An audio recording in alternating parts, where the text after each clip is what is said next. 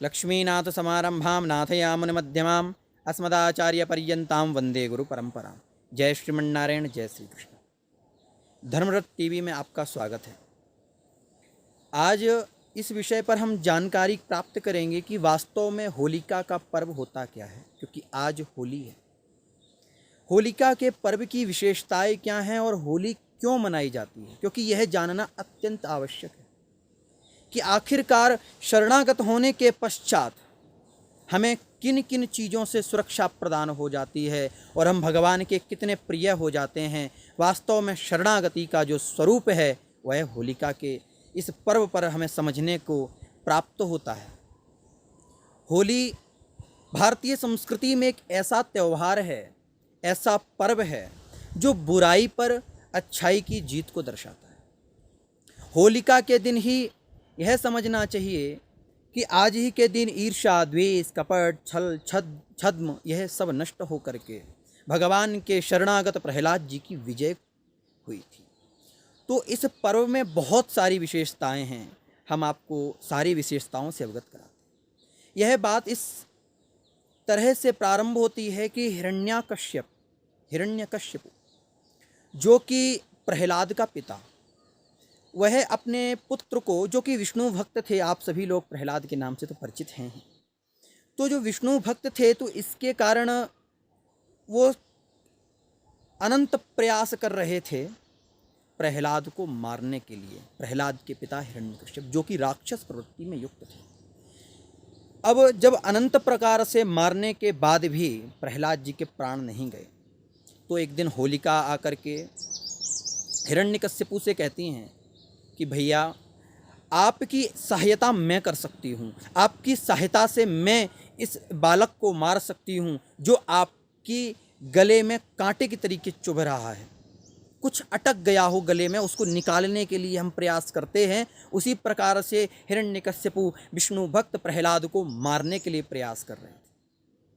तो इसी समय में जब फिर पूछा हिरण्यकश्यपु ने कि वास्तव में आप ये करेंगी कैसे, तो उन्होंने कहा ब्रह्मा जी से मुझे वरदान है और एक ऐसा चद्दर प्राप्त है जिसको अग्नि में ओढ़ के अगर मैं बैठ जाऊं तो मुझे अग्नि कुछ छुएगी भी नहीं, स्पर्श भी नहीं करेगी, जलाने की बात तो बहुत दूर है और प्रहलाद जल करके उसमें भस्म हो जाएगा।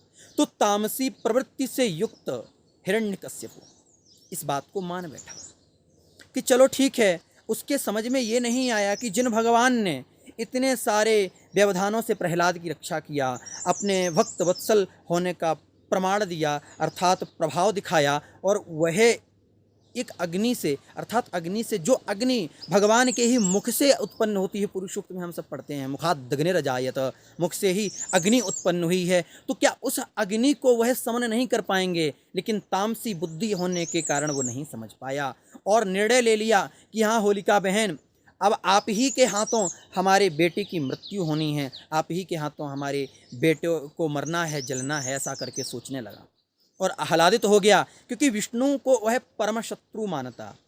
तो विष्णु के जो भक्त हैं उनको भी अपना परम शत्रु हिरण्यकश्यपु मानता था। अब इस बात को उन्होंने कह दिया और उन्होंने स्वीकार भी कर लिया, अर्थात होलिका ने स्वीकार कर लिया, ठीक है हम ये करेंगे। तो आसपास में ढोल नगाड़े बजने लगे, लकड़ियाँ इकट्ठी की गईं, बहुत ऊंचा चट्टान बनाया गया। उसके बाद जा कर के उसके ऊपर होलिका बैठी और प्रहलाद को अपनी गोद में बैठाया। प्रहलाद को जब अपनी गोद में बिठाया और ढोल नगाड़े बजने लगे, हिरण्यकश्यपु ने आदेश दिया अग्नि को जलाया जाए। जैसे ही अग्नि जली, धूं धूं करके जब अग्नि जलने लगी तो आसपास से चारों ओर से इतनी तीव्र गति से पवन वेग की तरीके पवन चली कि जो चद्दर होलिका ने ओढ़ रखा था वह चद्दर उड़ करके प्रहलाद को लपेट लिया और होलिका जलने लगी। और जब वो चिल्लाने लगी हाँ भैया बचाओ, हाँ भैया बचाओ, उस समय पर उसकी बचाने की आवाज़ को उन ढोल नगाड़ों के स्वर में कहीं खो सी गई और कोई नहीं सुन पाया। इस तरीके से होलिका का दहन हुआ। अर्थात इससे हमें यही प्राप्त होता है कि जिस प्रकार से बुराई कितनी भी सशक्त क्यों ना हो, बुराई कितनी भी शस्त्र से युक्त क्यों ना हो, बुराई कितने भी बलवान क्यों ना हो, लेकिन भगवत भक्तों से, अच्छाई से, भगवान के स्वरूप से वह कभी विजय को प्राप्त नहीं कर सकती।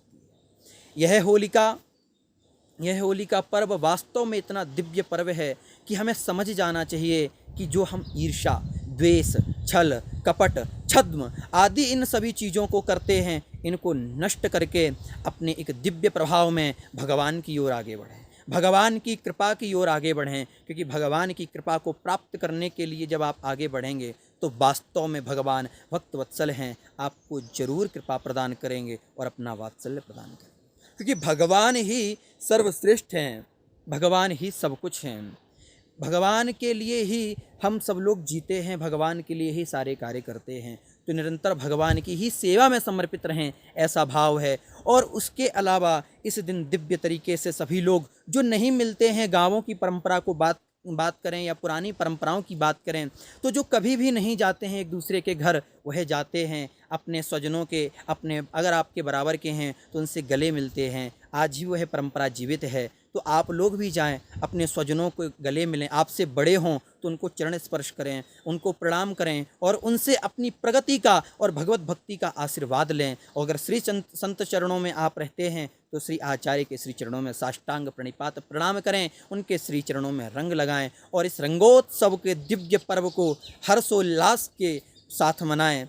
हम भी गंधमादन पर्वत पर इस समय खड़े हैं। इस पर्वत का नाम गंधमादन पर्वत है। यह पर्वत जोशीमठ उत्तराखंड में स्थित है। तो सोचा इसी पर्व पर के महत्व से को बताते हुए इस गंधमादन पर्वत से हम भी आपको होलिका पर्व की बहुत बहुत बधाइयाँ, बहुत बहुत शुभकामनाएं देते हैं। और धर्मरथ टीवी के साथ आप सब लोग जुड़ें, क्योंकि इस धर्मरथ टीवी का महत्व ही यही है कि संसार में भगवत भक्ति, भगवत तत्व और भगवान की प्रधानता को बढ़ाना, धर्म को बढ़ाना, धर्म का प्रचार करना। और होलिका धर्म को बढ़ाने का एक संदेश देती है, बुराइयों को नष्ट करने का एक संदेश देती है। तो इस दिव्य पर्व पर हम सभी हर्षोल्लास के साथ दिव्य पर्व मनाएं। जय श्रीमन नारायण, जय श्री कृष्णा। आप सभी लोगों को होलिका पर्व की बहुत बहुत शुभकामनाएं। जय श्री कृष्ण।